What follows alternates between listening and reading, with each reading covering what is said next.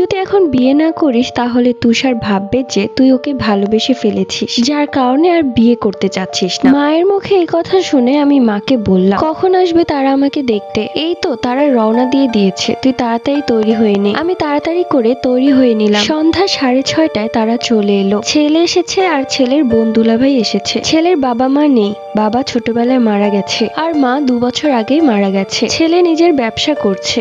দেখেন না আন্টি, মা বাবা নেই, আমি আর কতদিন ওকে রেঁধে খাওয়াবো? এবার আমার হাতে রান্না বাদ দিয়ে বউয়ের হাতে রান্না খাওয়া শিখতে হবে। এই বলে জোরে জোরে হাসতে লাগলো ছেলের বোন। ড্রয়িং রুম থেকে তাদের হাসাহাসির শব্দ পৌঁছে গেছে আমার রুমে। ট্রেতে করে মা সবার জন্য চা নিয়ে আসলেন এবং আমার হাতে ধরিয়ে দিয়ে বললেন আস্তে আস্তে হেঁটে তাদের সামনে যেয়ে সবাইকে সালাম দিতে। আমিও সবার জন্য চা নিয়ে গিয়ে সবাইকে সালাম দিলাম। আমার চোখ তখনও নিচের দিকেই তাকানো। পরিচয় করিয়ে দিচ্ছি, আমাকে যে দেখতে এসেছে তার নাম রায়ান। আমি ছেলের বোন এবং দুলাভাইকে সালাম দিলাম। মা ফিসফিস করে বললেন সবাইকে চা এগিয়ে দিতে। এরপর এক এক করে সবার হাতে চা দিয়ে দিলাম। সব শেষে ছেলের হাতে চা দিতে যাব, অমনি ছেলের দিকে আমার নজর পড়লো। মানে কি আর বলবো, ছেলেও আমার দিকে তাকিয়ে আছে আর আমার চোখও গেছে ছেলের দিকে। তখনই আমার হাতটা কাঁপতে কাঁপতে কয়েক ফোঁটা চা পড়ে গেল নিচে। এরপর সে চায়ের কাপটা ধরলো। ছেলের বোন তখন বলল এখানে এসে বসো। আমি তার পাশে গিয়ে বসি। কি আর বলবো, অনেক বেশি নার্ভাস হয়ে গিয়েছিলাম আমি। যাই হোক, এরপর ছেলের বোন আর দুলাভাই আমাকে অনেকগুলো প্রশ্ন করে। তুমি কি রান্না পারো? বিয়ের পর কি তোমার পড়ালেখা করার ইচ্ছা আছে? তুমি কি ঘুরতে ভালোবাসো? বিয়ের পর আমার ভাইকে মজার মজার রান্না করে খাওয়াতে পারবে তো? আমি কি আর বলবো,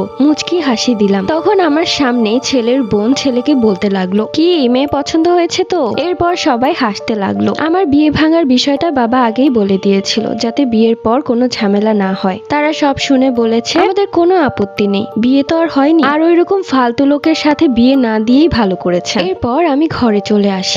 তারা কথা বলছে। ছেলে বলল যে আমাকে নাকি ছেলের খুব পছন্দ হয়েছে, কিন্তু ছেলে আমার সাথে আলাদাভাবে কথা বলতে চাইলো। এরপর ছেলে আমার রুমে এসে বলল, ওয়াও, আপনার রুমটা তো খুব সুন্দর, আপনি তো বেশ পরিপাটি একজন মানুষ। আমিও খুব পরিপাটি। সে আমার আঁকা ছবিগুলো দেখে বলল, এগুলো কি আপনি এঁকেছেন? জি, আমি এঁকেছি। আপনি যেমন সুন্দর, ঠিক আপনার আঁকা ছবিগুলোও বেশ সুন্দর। এরপর তিনি জিজ্ঞেস করলেন আমি কাউকে পছন্দ করি কিনা, অথবা আমার জীবনে এমন কেউ আছে কিনা যাকে আমি ভালোবাসি। আমি তাকে সোজা সাপটা বলে দিলাম আমার জীবনে এরকম কেউ নেই। তখন আমিও তাকে জিজ্ঞেস করলাম আপনার জীবনেও কি এরকম কেউ আছে? তখন সে বলল ছিল, এখন কেউ নেই। ওইটা আমার স্কুল লাইফের লাভ স্টোরি। আমি তাকে পছন্দ করতাম, কিন্তু সে আমার বন্ধুকে পছন্দ করত। তখন আমিও হেসে ফেললাম আর বললাম তাহলে তো এটা লাভ স্টোরি হলো না, এটা হলো ওয়ান সাইড লাভ স্টোরি। তখন সে বলল আমাকে কি আপনার পছন্দ হয়েছে? এরই মাঝে ছেলের বোন আমাদের রুমে চলে আসে আর বলে, কি কথা শেষ হয়েছে? ক্ষুধায় আমার পেট জ্বলছে। এরপর রাতে আমরা সবাই মিলে একসাথেই খাওয়া দাওয়া করলাম। 5 লাগবে কমেন্ট করে জানাও।